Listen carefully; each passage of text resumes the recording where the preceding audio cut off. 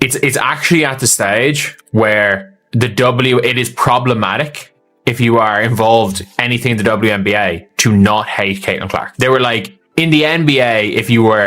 One moment, the Indiana Fever were laughing, practicing, bonding like sisters. The next, everything detonated. Caitlin Clark suspended. And before the WNBA could even catch its breath, 2 more names hit the ground like shattered glass. Sophie Cunningham, Lexi Ho both walking out, leaving the Fever, leaving the league. The trio done. The reason nobody saw it coming.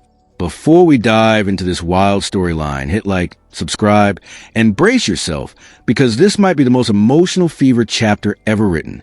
It all started on a quiet morning in Indianapolis. One email, a single line. Caitlin Clark suspended for 1 game. No explanation, no warning, no context. Coaches were stunned. Players froze. Fans went silent.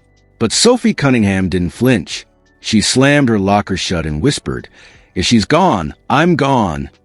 Lexi heard it and without hesitation said the exact same word. This is what happens when you're next to Caitlin Clark. You get access to things that you normally wouldn't get access to. And I think that's obvious for everybody to see. When you're next to Caitlin Clark, it's gonna, instead of people looking at it like she's dimming everybody else, like she's turning up the lights on everybody else and making everybody else shine brighter. Sophie Cunningham is a prime example. What nobody really like. People say, oh, she's a beautiful blonde, blah, blah, blah. She looked the same way last year. What nobody really checking for? You get her next to Caitlin Clark. Now she's on Good Morning America. Now she got Arby's deals. Now she's everywhere. Then I'm not staying either.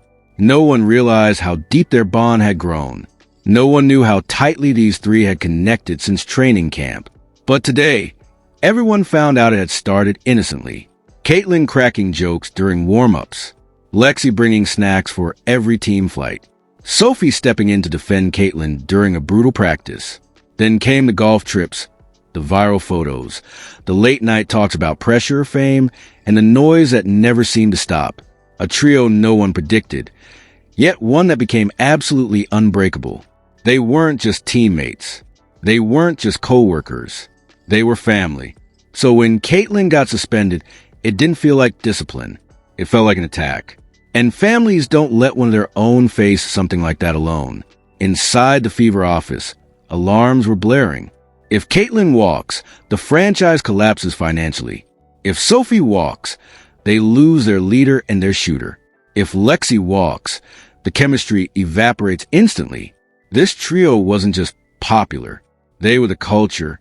Losing them would be catastrophe. Phones rang nonstop. Emergency meetings erupted. Coaches demanded answers. And nobody had any.